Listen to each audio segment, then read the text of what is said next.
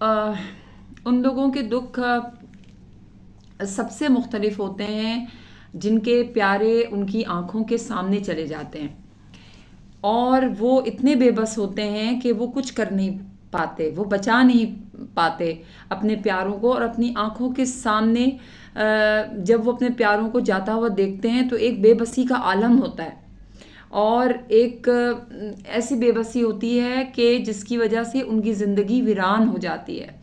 انسان اس لمحے اس وقت اتنا بے بس ہوتا ہے اور اس کا بس نہیں چل رہا ہوتا ہے کہ وہ اپنے جو ہر دل عزیز لوگ ہیں ان کو وہ جو ہے وہ کیسے بچا لے، یعنی ان کو جانے نہ دے۔ انسان یہیں پر آ کے، اسی موڑ پر آ کے اتنا بے بس ہو جاتا ہے کہ اعلیٰ سے اعلیٰ ڈاکٹر بھی اس وقت کچھ نہیں کر پاتا، اور پھر انسان ایک تنہائی میں چلا جاتا ہے۔